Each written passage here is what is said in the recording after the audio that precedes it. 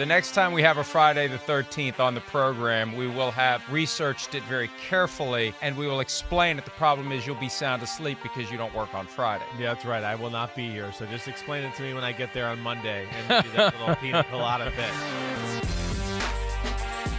Well, it's a Friday, and look who's here. Although he's really not here, he's home in his little swanky studio setup somewhere on the Simms compound. Was on assignment Thursday interviewing Trevor Lawrence and also apparently re-enlisting in the Marines. Welcome back. Gomer Pyle missed you. What the hell happened to your head? I had to get it trimmed, you know. It's Super Wild Card weekend. Trimmed? Be ready for prime time here. Trimmed? I think it's a different word than trimmed. Well, you know what it is? I think it's because I'm like a little, I think I slicked it a little extra today because like I'm here, right? So it was like it's a little extra wet than normal. It has a little time to like dry off usually by the time I drive to the office and do all of that. And then, yeah, I don't know. It's not as short as it actually looks on this screen, but I don't know. So we'll see. Hopefully it'll grow out a little bit by tomorrow night. I look damn good though. So yourself with your Gomer Pyle thing. Do you have something like carved in the side? Do you have like number 2 or your wife's initials or the New York Giants logo? No, but that used to be a thing for me. Like, no question about it, Mike. When I was like early high school years, 7th and 8th grade, I was totally the kid that would have maybe lines or the lightning bolt. I did get my number a few times. My mom and dad were cool enough to let me do that. So, yeah, I did sport that for a while. I don't know that cool is the word that I would use to describe that move, but there was a time when I guess it was generally regarded cool, in right. some circles as not uncool. Joint collaboration, not the kind of joint that Chris is usually recovering from on a Friday morning. That's coming tonight. A executed PFT, PM, and Chris Simms Unbuttoned for picks purposes. And I'm concerned about this one because when I asked Pete, now, first of all, we moved it today, and I completely forgot we were doing it. Like, I almost wasn't here. I got a text from Pete at 10:05, are you running late? And I thought he texted the wrong person. Like, what? Running late for what? I completely forgot that we were doing this. Well, thank you very much. But, yep, I was here. I it's waited not for against a while. you. I just forgot. I know. It's all we're creatures of routine. Like, you are old, but you're like me. We're very detailed, I think, in our schedule and maximizing and efficiency in our day. And this is throwing me for a loop too. Yeah, I mean, it was awesome though. Let me just say this: going down, seeing Trevor Lawrence, I think that'll be a cool little piece. It's worth doing that to kick this back and work on a Friday. I could deal with it for Super Wild Card weekend. And, you know, no matter which week of the season it is, from week 1 through week 18, through the playoffs, whatever, every Monday is the same, every Tuesday is the same, every Wednesday is the same. You get the point. And Friday for me, do the show 7 to 9. I got 15 minutes before my friend Joe Rose, who is on the call for the Dolphins games, dials me up for his show on WQAM in Miami. I've been doing that for 15 years, 9:15 to 9:30. After that, have a little coffee, have a little breakfast, work on the site, copy, paste, snarky comment. I get the text from Pete, and I'm like, what? Pete, you okay? So, yeah, wrench thrown into my Friday morning. But the good part is we get to talk about some football, some wild card games, and I also get to point out that for the regular season, I am the champion of the world. 176 to 90 and 2, 160, 106 and 2, 16-game lead through 18 weeks of action. Stop the fight, he's already dead. And the one hope that you had, Chris, best bets. Oh no, I went 3-0 for the first time. It took 18 weeks, but I finally went 3-0. Good job. Way to go. I'm embarrassed. I don't know what else to say. I really am. I'm hoping I can come back here with these best bets. We'll see. I only got a few left. I mean, what do we got? 5 best bets left? We've got to pick the Super Bowl. I mean, one of those got to be a best bet, right? I mean, we're going to pick the game when that comes out. So there's 6 best bets left, I would hope. But we'll see where it goes. I'm embarrassed. Yeah, embarrassed. That's all I can say. We're going to take that under advisement as to whether or not the Super Bowl automatically is a best bet, because it's not like you get to choose it. Let me just say this, though. I had a good year. I'm happy with how I did straight up. If you listen to me for moneyline purposes, you're welcome. You made a little money. But the thing I am most proud of, which is completely irrelevant to anything, out of 271 games, 4 times this year, I got lucky and picked the score right on the money most recently, and it wasn't accurate on our graphic, which is fine. Accidents happen. 28-13 was the score that I saw on our graphic for 49ers Cardinals. I had picked 38-13, which was the actual score, and I didn't even realize it until yesterday. Usually That's amazing. I kind of get that. It's like, boy, that sounds familiar, and I go back and look. The most I'd ever had in a year was 1. It's just pure dumb luck, and we know what football scores kind of look like. We get, there isn't a gigantic range of numbers. But still, it's luck, informed luck, but a lot of luck. And next year I'm going to try to get 5. I've set the bar with 4. Next year I'm going for 5. Way to go. You're like Tom Brady chasing the next ring. You could do it, man. Way to go. That's All right. right, let's talk some football because I can't wait to talk about some football. We got Giants, Vikings on the slate this weekend. I can't wait for that game. Are you coming up this week? Are you going to be in the studio for both shows? No, I'm not. No. No, I won't be there. Damn. I'm disappointed. We already had this really discussion. We already had this discussion. I am going to be there because I'm going to have to fucking listen to you for 3 hours. You like it at Kirk-a Cousins? You don't like it at Kirk-a Cousins. Cool. G-men. All your routines, you're like one of those dolls with a string. You got 8 different things you say, and you'll be saying them over and over again for 3 fucking hours on Sunday. Yeah, I'm glad I agreed to come up. Yes, great. It's awesome. I feel better now. It's okay working both days of the weekend now that you're here, especially Sunday. I need that.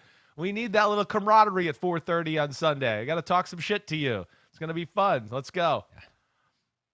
But see, here's the thing, and you know me well enough to know I don't say anything during. I won't say a word to you. I won't get up and say, I like it at Kirk-a Cousins. I keep my mouth shut because I know it can all blow up. And then it's even worse when you get it back. So I don't say a damn thing, and you won't stop. And that's, that may be why I find something that I can consume. Maybe bring me some of your stash so I can mellow out for Sunday afternoon. All right, let's start with Saturday afternoon. I'd like to see Seahawks that. at the 49ers. Santa Clara. Rain, wind, equalizing things. Who knows? I'm stunned by this line of 9.5 points. 2 teams from the same division. I know the 49ers have won 10 in a row, but the Seahawks have greatly overachieved. Pete Carroll knows this team well. I think this could be a very entertaining game. And yeah, the weather may make it less entertaining, but in some ways it could make it more entertaining. Chris, what do you think of this one? Yeah, well, you're right. It can. I never like the weather in these type of games. First off, there's a lot of big playmakers in the game, and sometimes the weather, muddy field takes away from that. I do think, I remember in week 1 this year, I thought the Bears played the 49ers, and I thought, well, this will probably be good to the 49ers. It'll make them run the ball. They can overpower the Bears and do all that. But what it did, and what I think would actually handicap really the 49ers if it does rain, is it slowed them down. The 49ers are one of the fastest teams in football, if not the fastest. So a slow track is doing them a disservice, I think, more than the Seattle Seahawks. Now, the flip side of that conversation is the 49ers are bigger up front and better up front on both sides of the ball too, so they should be able to, win the line of scrimmage more times than not. But Mike, I hear what you're saying here. I think the spread's that way, but it's like a tricky spread, right? Because the over-under at 42 tells you they're thinking what? It's a 21-10 type of game, 21-13, 24-14, somewhere in that range, where I could see it being 17-14 late in the fourth quarter and the 49ers having to go drive down to put the game away. Here's some of the things that I think, why it's 9.5.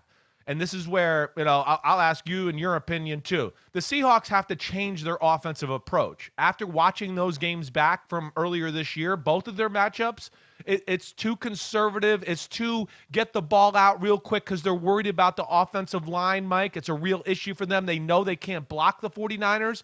But within that, okay, throwing 5-yard routes and letting the 49ers blitz and drop out and just play downhill all the time, it did a disservice to the Seahawks in both games. They got to change their approach a little bit here and be a little more aggressive. They got to keep some people in, block them up, take some shots down the field with Lockett and Metcalf, and back the 49ers off a little bit. And I think that'll help out their run game too. So that's one area I look at in the game to go, that's got to change. The Seahawks are a big play team, right? We love watching them. Geno's got a big arm, and that's the thing I'm most intrigued by. If they can make a few plays on that side of the ball, I go, ooh, things might get interesting. But they have not done it at all in 2 matchups, Mike. And, what do you think? You think that they can come up with a game plan to, maybe hit a few big plays like the Dolphins did or the Raiders did or the Chiefs did against this 49ers team? Well, I would carefully study everything the Raiders did against the 49ers because they put up a lot of points with Jarrett Stidham at quarterback. But also the fact that you've got 2 prior games of film you can go back to and pick apart and try to come up with a creative game plan that is different than what they expect. I love that aspect of it. And one thing that the Seahawks saw defensively, and Clint Hurt talked about this, he's their defensive coordinator, the play in overtime where Van Jefferson was wide-ass open and Quandre Diggs got over to pick the ball off. Hurt said they had an 8-man protection. It was a 2-man route. And they've got guys. If you're going to do a 2-man route, Tyler Lockett and DK Metcalf are 2 pretty good guys to give the assignment to. Keep everybody else in and let them run by whoever, throw it to one of them, and see what happens. Take your chances. Roll Geno Smith out to buy some time like you do or used to do with Russell Wilson. The reality is single elimination, season on the line, I think you should have a different approach to everything. Agreed, Mike. You're not thinking about next week. You're thinking about right now. What do we have to do right now to score more points in this team? And Chris, here's a fascinating wrinkle too, as it relates to how much of the tank you want to empty. For the Seahawks, empty it all, right? Exactly. You weren't supposed to be here. You already have won by making it to the playoffs. You get the icing on top of the cake. And the cherry on top of the icing, and the icing on top of the cherry by beating the 49ers. You don't need to be thinking about, gee, what are we putting out here on film that we could save for the divisional round game like the 49ers may be thinking as they plan out this one. For the Seahawks, man, throw everything at them. We'll worry about next week if next week comes. We got to get to next week before we have to worry about next week. I think that's a dangerous wrinkle to this one, too. I agree. Because they're going to have to watch the game, Mike, I think to what you're saying, watch both games back and go, wait, we can't play this way again. We really have no chance. It was right in the wheelhouse of the 49ers defense. And I hope I explained it right, but, they made it so simple, too, even formation-wise. And then with the quick throws, the 49ers just got to play downhill. And then you know how the 49ers stand people up at the line of scrimmage a little bit, and they drop out and play these zones. With short routes and getting the ball out of your hands quickly, too, when they show those blitzes and you think, oh, wait, our short route's going to work, and then they drop out, there's nothing there. So I don't think they did themselves, justice that way. Keep a tight end on the right. Put 3 receivers to the left. Keep that tight end in the back end. Let the 3 receivers go down the field. You got a 7-man protection. Those are some ways that I talked about on my podcast that I think they can, give them some issues. Now, the other side of the ball, Mike, I will say this, and I'm getting the feel that you think the Seahawks can keep this close in this football game. The Seahawks defense does not need to change much. I know at first look, people are going to look at it and go, well, the stats were pretty good in that football game against the last one on Thursday night when they went up there to Seattle. But the Seattle defense, they hung in there. They have the right approach. They understand how to defend some of the Shanahan run game. On third downs, we've talked about it the last few weeks. They're very creative with exposing protection, playing coverage in the back end. They got a good secondary. And when you really break that game down, right?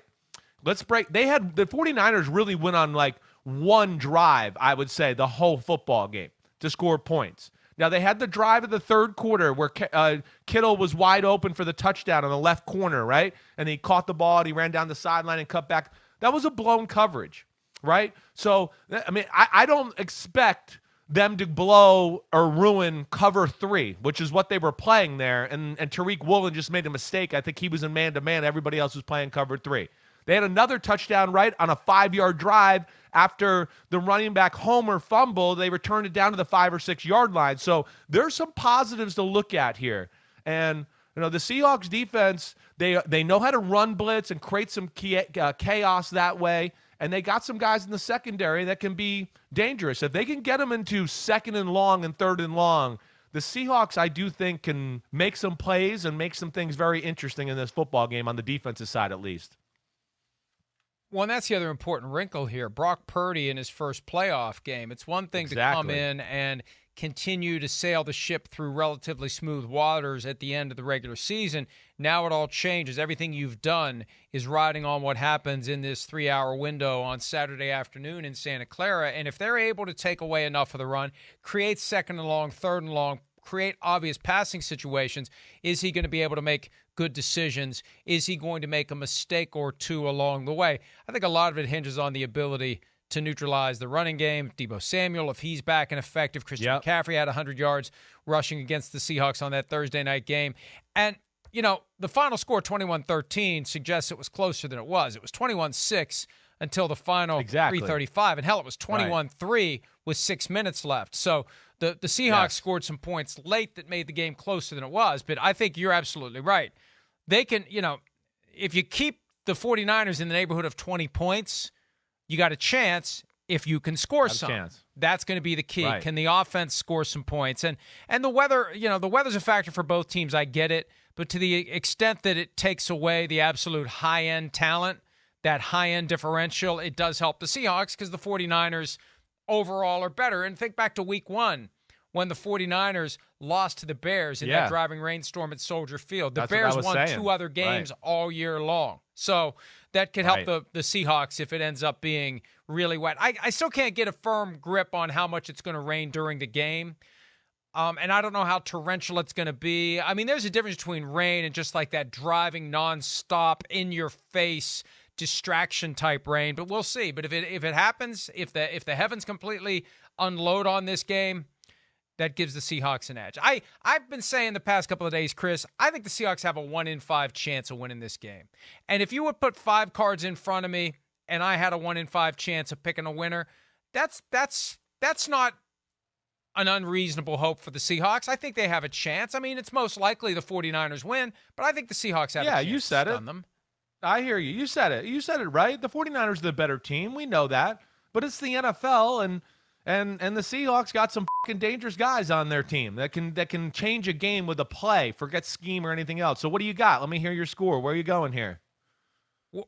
Well, I actually published my picks yesterday at ProFootballTalk.com because we didn't take the day off to go to Trevor Lawrence. Right. We published our picks. I've got the 49ers winning 27-21.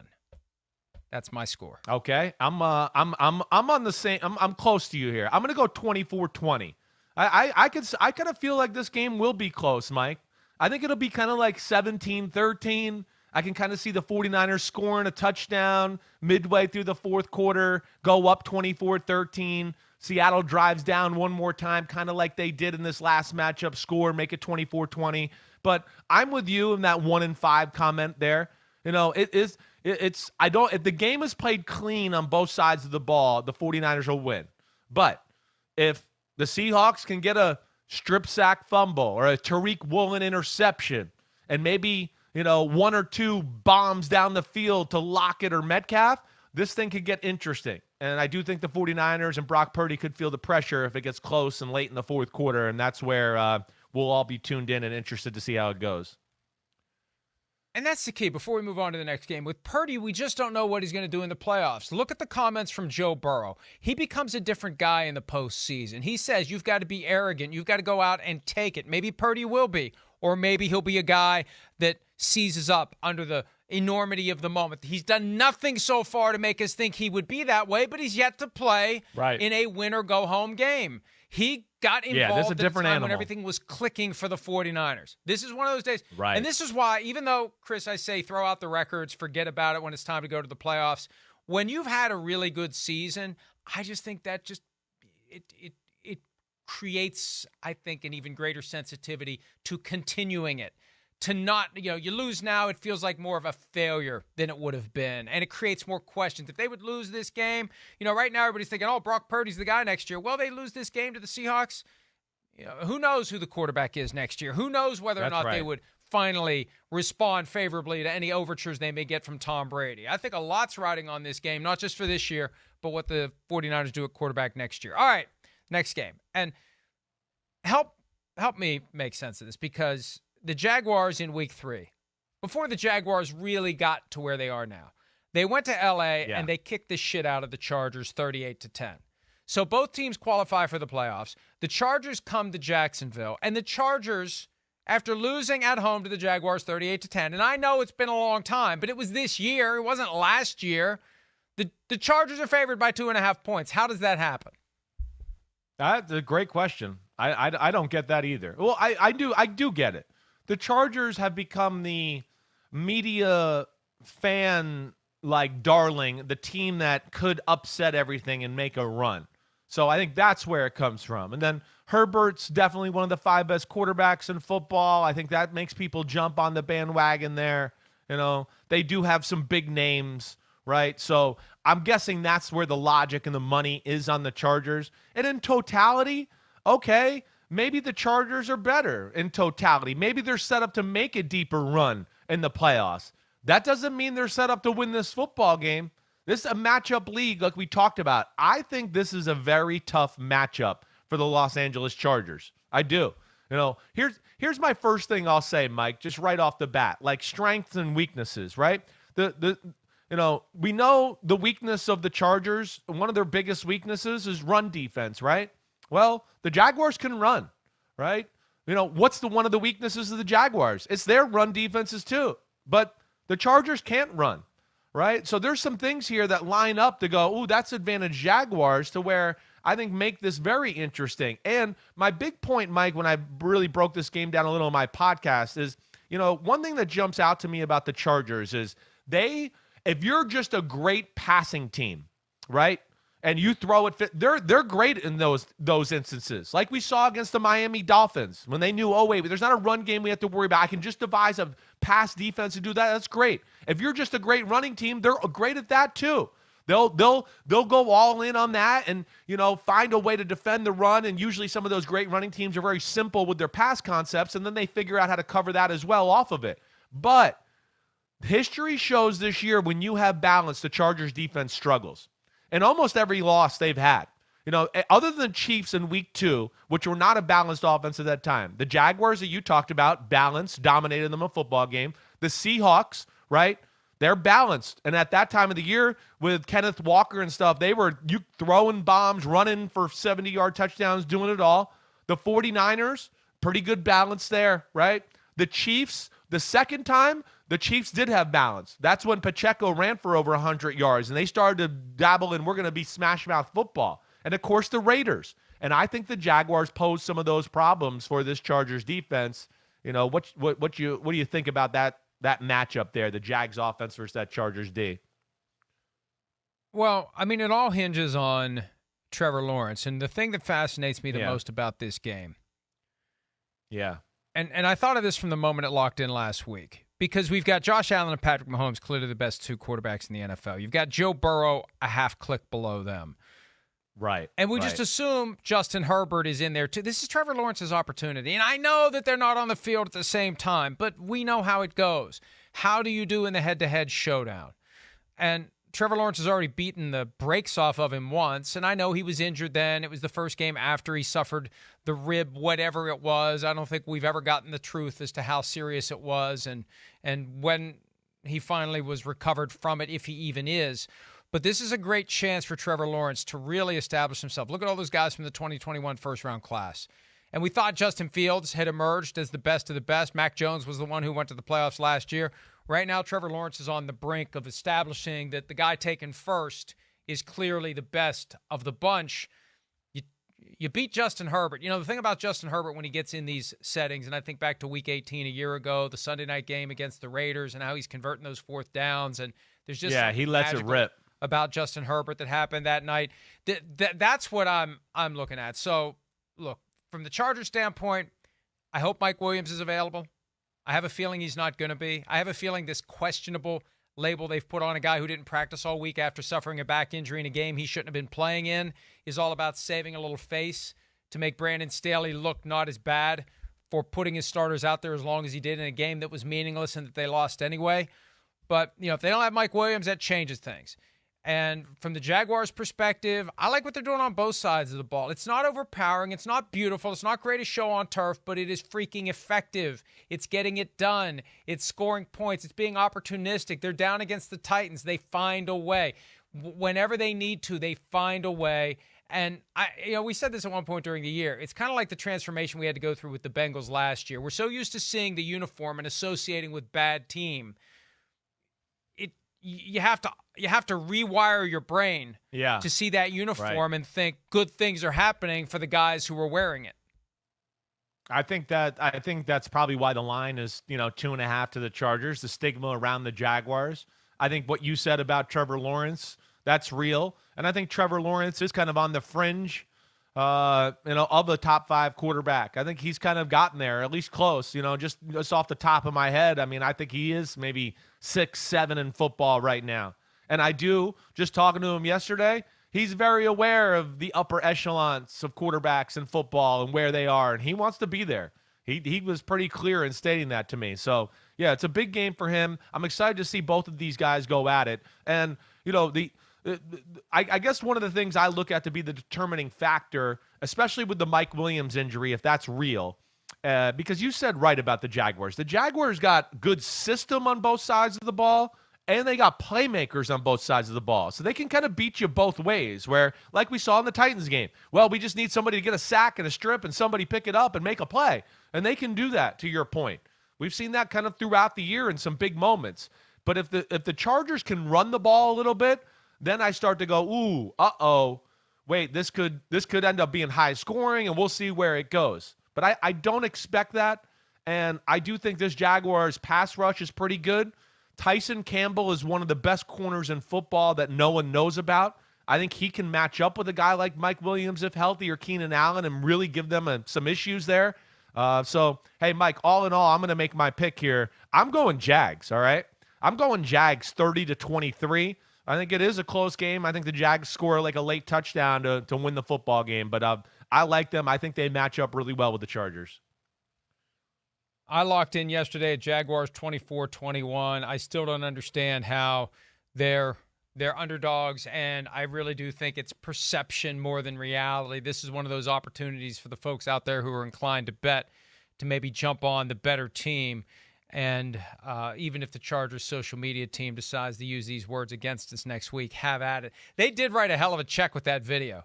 They wrote a hell of a check with that video because now they better win this week, or that video they put out there is going to look pretty damn foolish. And well, yeah, we'll have fun with it.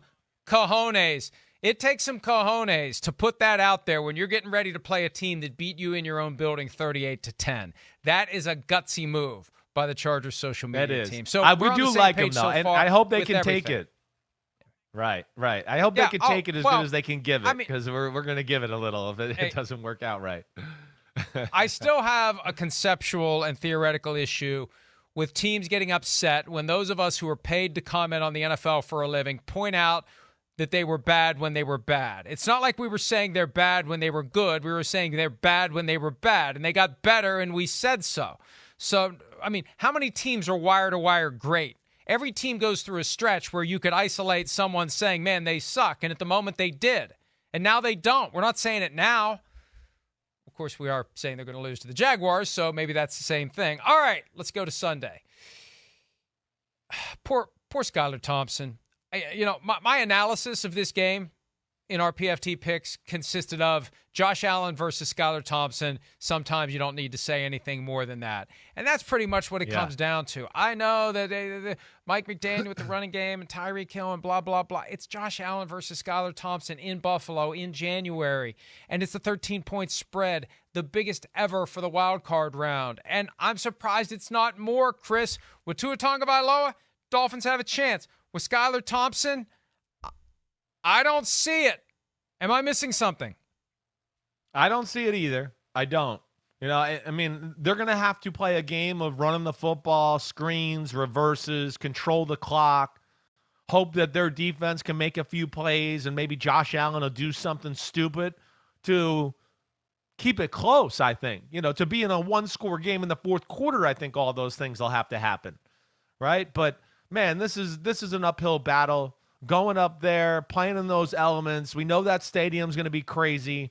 It's the first time in a few weeks that the Bills are going to have a normal, proper week where they can prepare for a football game, right? The Dolphins have a propensity to be too aggressive on the defensive side of the ball, which I don't know why they go a little too aggressive at times. So, yeah, I don't really see a path unless it's just some absolute dumb Josh Allen stuff, and then Mike McDaniel can have a few trick plays that he can dial up that screw over the Bills defense. But yeah, all in all, I think this is a tough one. And off of that, the RPO game has been lost. Ever since the Chargers kind of figured out how to stop the RPO game, that is slowed down. They're not the same attack. The Chargers crapped all over the RPO game. The Packers kind of crapped all over the RPO game. So it's been a big element that made this offense explosive through the first 3 quarters of the year. That's not really an element of their offense right now. And, that stinks for them. I'm just going to pick the game, Mike, and just go. Bills 31-14. I don't think we need to discuss this a whole lot. I think it's a close 31-14 for a little while, but Bills eventually just, pull away. Yeah, that's the closest 31-14 I've ever seen. 34-17 is my score. Again, that's the number that I've already locked in. Hand has been off the checker for nearly 24 hours. We are on the same page yet again. It's going to be hard for you to gain any ground on me when we are identical in both. Why do you stop? We know you're not selections. Cheating. Stop saying that your hand's off the checker. We know you're not cheating. You're good. Don't worry. You're saying it so much that you're making me wonder if you are cheating. I don't know. Well, maybe I will. Maybe I'm trying to set you up for when I change my mind at some point later in the process. So, look, my biggest point of curiosity as a football fan is whether or not we're going to see Damar Hamlin come out of the tunnel in his number 3 jersey on Sunday, and what a lift that'll give to the team. Not that they need another lift. That's the thing. They're good enough to win this game easily, and they should. And if they don't, if they blow this game, man, there are going to be some people who are pissed off in Buffalo, including people who hold the keys to the Buffalo Bills franchise. Not that anyone's in any trouble, but this is the kind of game where if they screw this up, holy crap, there's going to be some tough questions to answer come Monday and Tuesday and Wednesday and Thursday and days to come after that. I just can't imagine it happening. The Bills are too good, and the Dolphins without Tua Tagovailoa are just a different team. All right, here's the one. Here it is.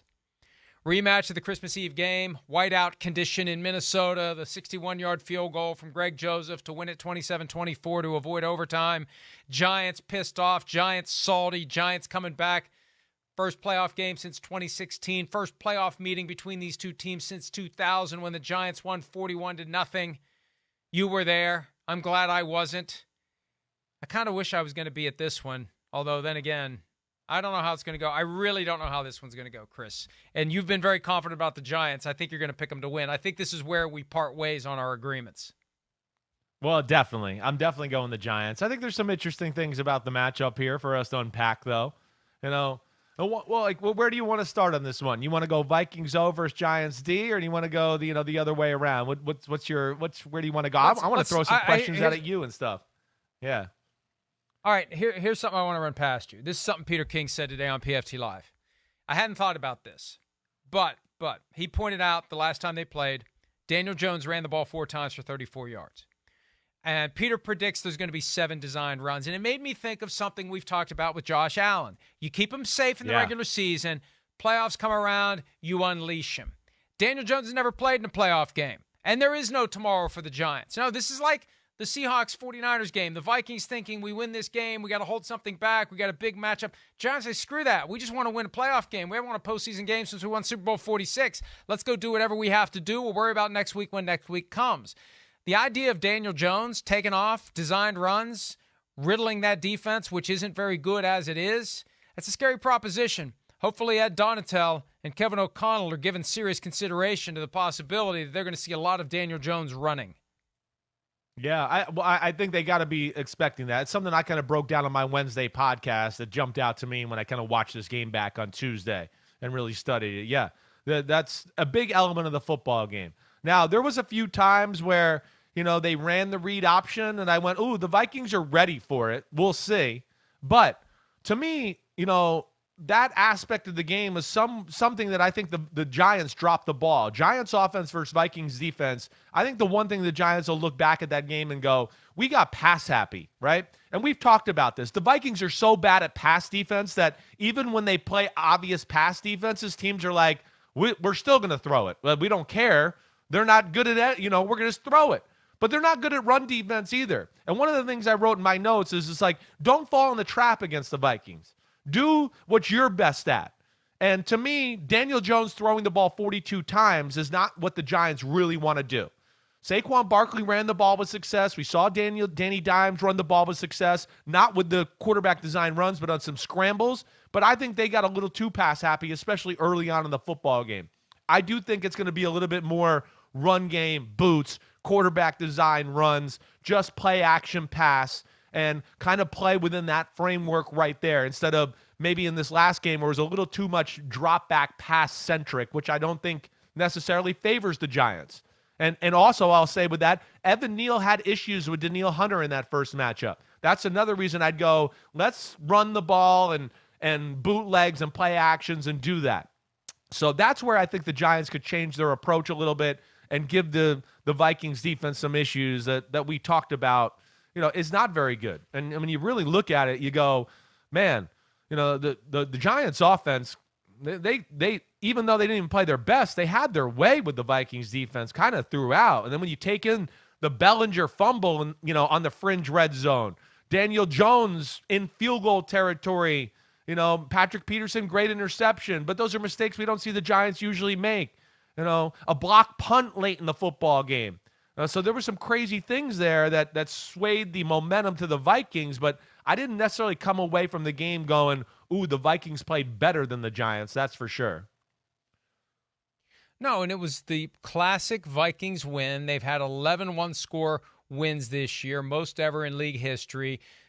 They don't have a one-score loss this year. They kept it close. They were up 10. They blew the lead. They took the lead. Then they blew it again. The Giants scored late, got the two-point conversion, and the Vikings did just enough to get into the fringe field goal range, and Greg Joseph nailed it. It was a little screen pass to Justin Jefferson on third and very long that got them in position for the 61-yarder. So, look, Vikings defense, we know what it is. It's bend, but don't break, and sometimes it breaks. And if the Giants offense can make it break, they can break the thing open. I've been saying all week, the Giants are either going to win or the Vikings are going to win their playoff games by 2 to 4 points or lose one by 20 to 40. And that's going to come at some point between now and the Super Bowl. It feels inevitable. And it may happen this week. Maybe the Giants come out and jump on them early and the Vikings can't recover. And that's just it, like it was back in January of 2001 at the old Giants Stadium. So, what's interesting is both these teams like playing one-score games. That's what's kind of cool, right? Yeah. I mean, they're both very comfortable in that. And obviously you guys have had better success, but, I think the Giants, that's right in their wheelhouse as well. So that's where it's interesting. And Mike, I was going to ask you, flipping it around with the Vikings offense, in my assessment in the first matchup, they dropped the ball and not running it more. They totally fell in the trap of pass happy. And I got to think they're going to look at that and just go, wait, as long as we don't run at Leonard Williams and Dexter Lawrence, and I think Leonard Williams is still kind of questionable if I remember correctly here as far as injury status, but as long as they didn't run at those two guys, they had success running the football. I mean, Dalvin Cook and Madison ripped off some good runs. The Vikings fell in the trap a little bit too of dropping back and throwing the ball, and really, Wink Martindale found a lot of cool ways because the Vikings are a team that's, not overly complicated or creative on the offensive side of the ball, but have all the good basics and they can play within that and they execute really great. But Wink Martindale found ways to kind of blitz and also play zone coverages, which the Giants like to play man, but played zones and kind of had people in the right area. I do think the Giants can live with the stat line of the Vikings offense from that first matchup. Like if Justin Jefferson has 12 targets for 133, I think that's a win for the Giants. I do. Even with Hawkinson at 13 for 109, where I would be worried if it got to 6 for 170, then I'd start to go, oh crap, They made a bunch of big plays all day long, and they were down in the red zone, and the Giants didn't win. So I'm interested to see that Vikings approach a little bit, because dropping back to pass too, Mike, you know this, your interior part of your O-line can't protect, right? And Dexter Lawrence and Leonard Williams just push people back into Kirk Cousins' face all day long, and that's why I think they got to run the ball a little bit more in this one. Well, and the Vikings are down their right tackle, Brian O'Neill. Garrett Bradbury will be back most likely at center. He's finally returned to practice, so that helps in the interior offensive line. But it's all about giving Kirk Cousins enough time, and he has gotten a little better at moving around, buying some time, better than he used to be. They need to move Justin Jefferson around more. That was one of his points of frustration coming out of the 41-17 loss to the Packers from a couple of weeks ago. Right. They didn't move him around enough in order to create opportunities. And you mentioned the running game. You're right. Dalvin Cook had an 18-yarder and Alexander Mattison had a 13-yarder. But Cook had 14 total carries for 64 yards, and Madison had 4 for 17. I mean, the Vikings running game has been a lot of Cook just running into a mass of bodies and not going very far. You don't see a lot of the 7, 8, 9, 10-yard runs on a consistent basis. You see more of screen passes, like the one that finally won the game against the Colts, the screen pass to Dalvin Cook that busted open. But they're not having a lot of luck running between the tackles, and maybe they do need to try to commit to it a little bit more. Hey, whatever they did last time ultimately worked, but it's going to be different this time around. The smart coaches will adjust and adapt and come up with a fresh game plan. This is an opportunity for a couple of first-year guys to prove whether they can take that regular season success and go next level in the postseason. Yeah, it is. It is. And I think you said some good things there, and that's where, run the ball, and you don't have to run the ball right up the middle at Dexter Lawrence and Leonard Williams. Run on the edges, between the guard and the tackle, between the tackle and the tight end. The other thing I say to that, too, and why I like that, one, you're getting away from those two big in the middle. I mean, Dexter Lawrence he's in the conversation for one of the best D tackles in the sport. All right. But the two Giants middle linebackers, they're not good. I mean, they're trying to hide them. I mean, Jalen Smith and the rookie McFadden, they got issues. They let them off the hook the first time. Right? And to me, where if you run on the edges and start getting them to do that and then do the bootleg and play action stuff off of that, you're going to put them in a bind and give them some issues there. So that's where it'll be interesting to see. And you said about the Justin Jefferson frustration, right, against the Packers. That's what I was talking about, Mike. They need to move him around a little bit. It was too simple for Wink Martindale to figure out, wait, I can blitz and drop a few guys in this area and we can cover them and I'll be good. And that was a little concerning. So, all right, I know you're taking the Vikings. I know I'm taking the Giants. What's the damn score going to be? I don't feel good about this one. The score that I picked, and I don't even remember it now, 24-22. So I picked the Giants to cover the 3-point spread. Is that what it is in our document? It's what it was on my website. It is 3 here. So 24-22. Vikings to win, Giants to cover. I'm splitting the baby. Yeah, all right, good for you. I mean, I'm going to buck the trend and go the Giants win a one-score game against the Vikings who don't lose it. I think the buck stops here. I do. I'm going to take the Giants 24-21. I think it's almost going to be like a role reversal. Giants kick the late field goal this one to win it in Minnesota and just absolutely shatter the hopes and dreams of the Florio family in a great way. And then you can hear, hey, Kirk-a Cousins, not no Daniel Jones. Hey, baby. Let me just say this. Don't make it the entire Florio family. My wife doesn't give a shit. It's just me and my son. Okay. That would be caught up in this. All right.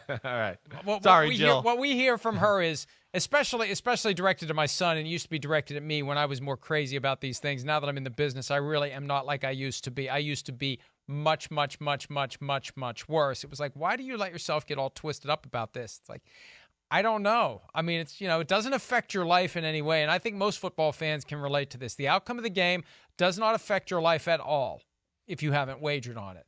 But it still affects your life. It affects your happiness. It affects what you'll watch on TV the next day. It affects whether or not you'll read the newspaper. It affects a lot of stuff, especially when the season is riding on it. All right, Sunday night. Ravens at the Bengals. Because the Ravens lost to the Bengals last week, there was no coin toss to determine, thank God, home field advantage for this one. Looks like Tyler Huntley's going to go for Baltimore. Lamar Jackson, unlikely. Joe Burrow, very likely, very healthy, very determined to slip back into the mode that we saw last year. You know, we didn't really talk about this with Kirk Cousins, but Cousins needs a little of that Joe Burrow mentality. I'm going to go out there and I'm taking it from you.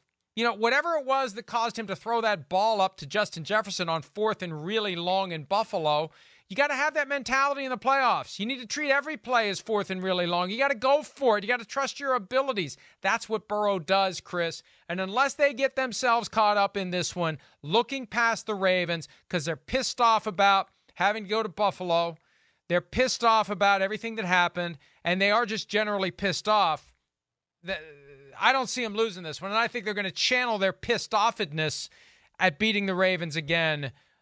Without Lamar Jackson, I don't know how the Ravens can keep this one close. I mean, you know, I would agree. I do think the Bengals are certainly, you know, in the driver's seat here as far as being the better football team and the team that I favor. I mean, you said a lot of good things. I mean, Burrow's awesome. I don't know what else to say. He's like you said, he's nipping at the heels of Allen and Mahomes, and really in a lot of ways, I'm not so sure if I don't think he's right there with them right now. It's a little different style. It is. It's a little more traditional, but you know that offense poses problems for that Ravens defense. You know, and even in this game, you saw it. I mean, I think the Bengals played very conservative, and there they were up 24-7 at one point. I mean, it was. That's where Burrow's great too. He understands the whole game to go like, wait, you know, last week that's Anthony Brown. I'm not going to take chances. Ooh, that guy might be open, but wait, the Ravens offense, they're not going to move the ball in our defense consistently. I'll just take the 5 yards here. He's got a great understanding of that. And then, of course, as you've heard me say all year, the Ravens want to play zone defense. And it's hard to do that against Joe Burrow. Joe Burrow's like the best zone quarterback in football within the pocket. He just knows how to get it out quickly, all the right spots. But I do worry about this a little bit. You know, Lyle Collins getting hurt. The right tackle, Adeniji, had a real problem with JPP in the pass rush there. You know, now Alex Kappa, he's hurt, not playing this week. That is a little bit of a concern that plays into the Ravens' favor because now, hey, rushing 4, it might get home a little bit more, you know, when they play zone and all of that. I think, though, the biggest thing I'm going to go to, Mike, is I think the Bengals are going to get a good clue on this type of zones the Ravens wanted to play in certain formations and down and distances, and I think they're going to be able to dial up a few big plays off of it. You know, I think that the Ravens played some tendencies in the drop-back pass game to where I looked at plays and I went, ooh, if they call this or if this guy ran this route, like the Ravens would be screwed here. So that's where I find it interesting, and Tyler Huntley's a better addition, but that Ravens offense is not very, very creative, and I think that Bengals defense is damn good. I have a hard time thinking the Ravens can win this one. I'm like you, Mike. Yeah, and look, I'm concerned about having the right side of your offensive line gone. I am, but yeah, we've seen Joe Burrow operate with substandard offensive line. We saw him get sacked 9 times by the Titans last year, and they still found a way. I just think that just like with the Bills losing to the Dolphins, this would be a horrible failure by the Bengals to blow this one at home to a division rival that just seems overmatched. The Seahawks are the one division rival this week, and we got 3 of these games featuring teams from the same division. The Seahawks don't seem overmatched. The Dolphins do, and the Ravens do. And that's why I'm going to give you my score, 30-20. I think the Bengals win. I got them covering by a half point. And who knows? It could be uglier than that. The only reason I'm concerned is last week after the Bengals got a big lead, they did kind of take their foot off the gas. I don't know that they'll do that this week. Right. I think they're going to want to finish the job and keep everyone on notice that they got something in store for the Bills in the division around, and they'll know by Sunday night whether or not they're going to Buffalo. Yeah, I mean, I first off agree with you. I think the Bengals are a team with a little bit of a chip on their shoulder. You know, Burrow is scary in the playoffs. The Ravens, as much as I respect them and all that, you know, it's just a tough matchup for their offense for me to sit here and think they're going to consistently move it on that Bengals defense, especially without Lamar Jackson. The Lamar Jackson story itself, I think, is a little bit of a distraction for this football team right now and all of that as well. So I'm with you. I'm going Bengals 30-17 in this one. I think it could be kind of close for a while. I could see the Ravens maybe having some long drives and eating up some clock and kind of hanging around there. But slowly but surely, I think the Bengals wear them down 30-17. So, again, we agree on, of the games we've done so far, all of them, both straight up and against the spread, except for Vikings-Giants, although we do agree on the Giants covering the spread in that game. So we only have one fundamental disagreement. It's Vikings winning versus Giants winning. Maybe we'll have another one because the weekend concludes Monday night, second time ever. Last year was the first forgettable game between the Cardinals and Rams. This time around, it's the Cowboys and the Bucs, a rematch of Week 1 when the Bucs won 19-3 on Sunday Night Football in Dallas. The Cowboys are 2.5-point favorites. Jason Garrett, the former Cowboys coach, has been making the point that the Cowboys are a different team on grass. They look like ass against the Commanders this past weekend. Dak Prescott did not have a good game. It ultimately didn't matter, but when the game started, it mattered for all they knew. They were alive for the 1 seed. They looked lifeless. They looked uninspired. They looked disinterested. And now they get Tom Brady in career playoff game number 48. Half the field, 7 of the 14 quarterbacks have no playoff experience. Tom Brady has 47 games of playoff experience. This will be number 48. Bucs are underdogs, 2.5 points at home, 45.5 over under. Chris, get us started. What are you going to be looking for in this one? Well, Mike, do you think the Bucs can run the ball on the Cowboys, right? Because that's what they did in that first matchup earlier this year. And I think that's one thing that I look at the Cowboys defense, Mike, a little bit like I said with the Chargers. They're really good when you're good at just one thing, right? If you're a great passing team like the Vikings, right? They could go, oh, wait, we can go all in. You're not that good at the run, so now we can play all these things to stop your passing game, and we can slow that down. They're good against those type of teams when an offense is elite in one area, because then they can go all in on one area and they got some talent and a little creativity on that side of the ball. But when you're balanced, that's when they've had issues. So do you think that's where I'm very confused about the matchup. This is a confusing one. Do you think that? What's your pasta and meatballs say about that? This is a game that we have largely forgotten because the palate was cleansed by the Cowboys going to Minnesota the following week and winning 40-3. And that was when the Cowboys started on a run that kind of felt like dominance. They kind of felt like one of the best teams in the NFL. But when they went to Green Bay, what happened? They got steamrolled in the run game.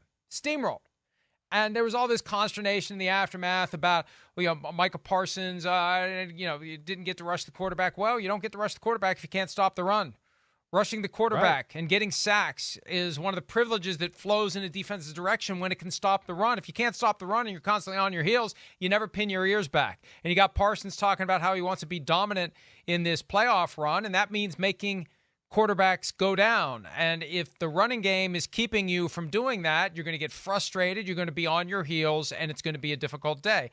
And Leonard Fournette, he had a big day right out of the gates against the Dallas Cowboys. And the Cowboys are a team where if you give them that opening early, I feel like they will blast through it and embarrass you.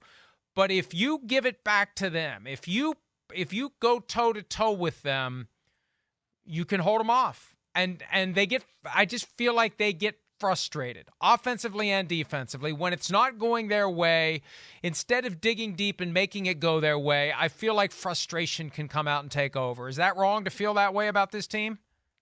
No, I understand that. You're right. They got a little bit of that, momentum, front runner. Once they jump on you, they feed off of it and they realize, oh, wait, we got them in a frenzy and they're panicked and they feed off of it. You're right about that. They got some guys that are, can go, like we talk about all the time, above and beyond the scheme and make plays where you just go, that's unbelievable. Wow. That's you can't coach that right there. They're one of those teams. They definitely are. And that's where, I worry about them that way. You've heard me say before, I worry about their size on their defensive side of the ball. And like what you were saying with the Pack, you look at their losses, it's all about that. It's balanced offenses where they can't go all in on one area. And again, the Bucs, that might have been their best offensive game of the year. That's what's crazy. And that's where it's weird to kind of figure this out. And then the Cowboys, let's not forget that they didn't play in the preseason. So that was the first time they stepped on the field, and they looked like it. And they're better on defense and on offense than they were, then at that point. So that's where it's interesting too. And then because of the run game, Mike, the Cowboys had to load the box to such an extent. Brady had great success with wide receiver screens out in the edge, right? Because everybody's in there. So let's throw the wide receiver screen and we'll kind of pin them in there and now get a few blocks on the edge, and Godwin and the receivers can get up the sidelines for big gains. That was a big part of this. The Cowboys can't play over-aggressive in this one. This is one where I'd go, Cowboys, play pass defense. Don't let Brady have one-on-ones with Mike Evans and have Trayvon Diggs guessing and jumping routes and doing all that. Play pass defense. Make them, let's see it to believe it, that they can run the ball on your team at this point of the year. Because in a lot of ways, the Buccaneers offense has gotten worse in some ways. And so I don't know if I can really expect that kind of output in the run game again here, but I'd be careful or be scared if I was the Cowboys going too all in to stop that and then leaving some, favorable looks for Brady in the pass game that could be scary. Well, the reality is the Buccaneers, as Tom Brady said this week, are as healthy as they've been all year long. Chris Godwin, more than a year removed from his ACL tear. Mike Evans, just flat out dominant in that game they had to have against the Carolina Panthers. Now, it would help if they would have actually covered him, but that puts a lot of pressure on that defense. And Brady slipping into postseason Tommy mode, understanding and thriving, relishing, embracing, having the whole season ride on the outcome of this game. We've seen him thrive time and time again in these settings.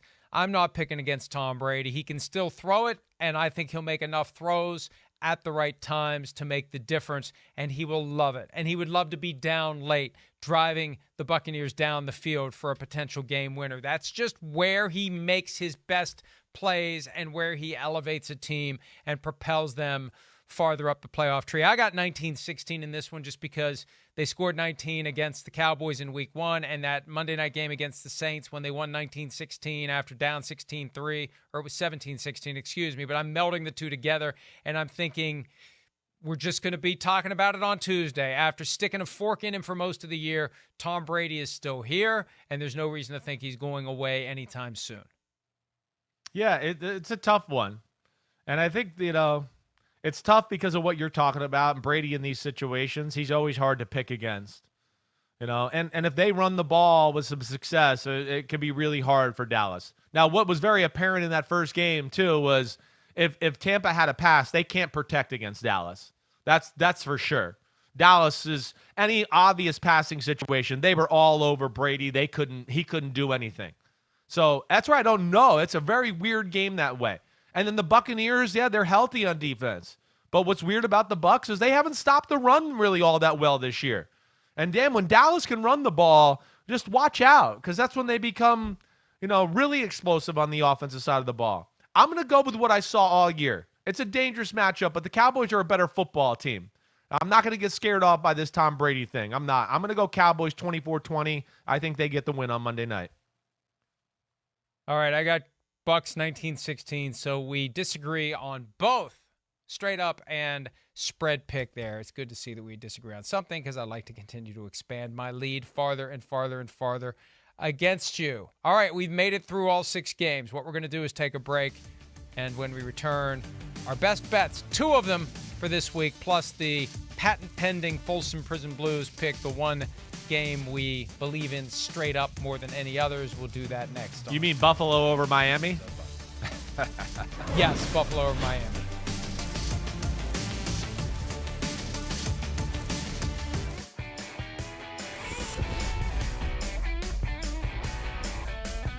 Chris Simms Unbuttoned, PFT PM. We've gone through the 6 super wild card weekend games. Now it's time for our best bets. We're only doing 2. I struggled a little bit with this, but at the end of the day, they just kind of bubble off the page to me, the ones I think that I should be wrong about. Chris, what's your first one? All right, I know it is. It's a tough week to pick them because it's just like I feel like I like all the ones I picked and feel good about them, but it's just some of the spreads are a little high. The first one I'm going to go with the Jaguars. They're underdogs. I think they're going to win the game straight up. I'm picking the Jags. I hate to say this because I'd like to disagree with you and pick up a game, but I got the Jaguars in this one too. It's one of the two I wrote down. A home underdog in a game where they won by 28 points when they played earlier this year. I don't get it. I don't think they should be underdogs. I'll take the 2.5 points, and I'll take the Jaguars as a best bet. Yep. All right. I hear you there. That stinks. I wish you wouldn't have taken that one. And then I'm going to go with the Cowboys. I am. I think the Cowboys are going to win the game, and if they win the game, it'll be by more than 2.5 points. I'm not going to get – I think they're the better football team. They're going to be motivated this week. And I'm trying not to fall into the, oh no, it's Tom Brady trap, right? So I'm going to go there. It's the Cowboys favored by 2.5. I'm going with them. I'm going to go with the Bucs. Same game, other side. I like it when we are head-to-head in a best bet. One of us is flat out wrong. Good. One of us is going to be right. And there's not going to be a push because it's a 2.5 point spread. So I'll take the Bucs. I just think it's amazing. It's another game where it was a convincing win. I know it was early in the season. It was on the other team's field. And now the team that won that game somewhat convincingly is at home in the playoffs, and they are underdogs. And the spread is the same in both games, 2.5. And they're both Florida teams. Isn't it weird? All three Florida teams made the playoffs. It wasn't that long ago that all three Florida teams were ass. And now all three of them are in the playoffs. Yeah, it is. It's a cool story. It really is. And yeah, they're all, kind of exciting. And you talk about the Dolphins and the Jaguars, they got a chance to be, exciting for a long time here into the future and be a fun team to watch, both of them.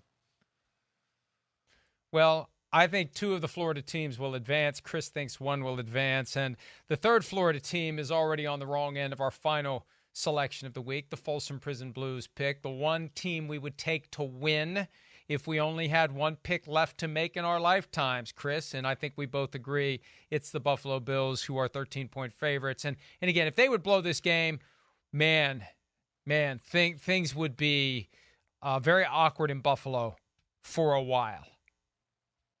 It would be one of the biggest letdowns, I think, for all of us. I mean, we all want to see the Bills in the next round because of Josh Allen.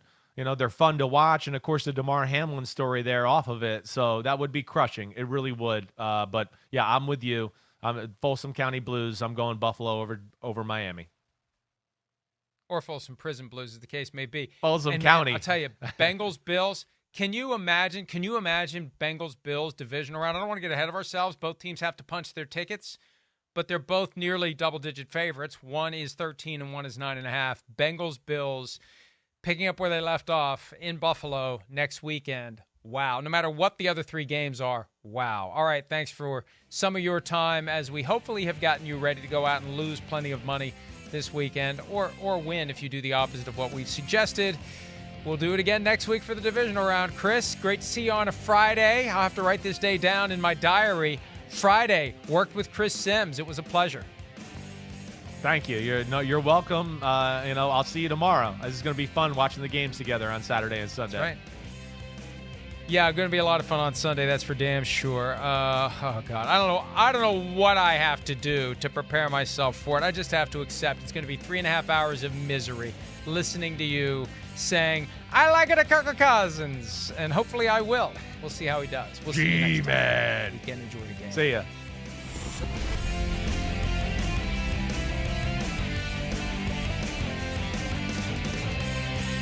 Thanks for watching, homies. Hit subscribe to see all my unbuttoned videos. You get to see me, Ahmed Fareed, all the big player breakdowns, game breakdowns, player interviews, and my film analysis. So please subscribe. Chris Simms Unbuttoned. Peace out.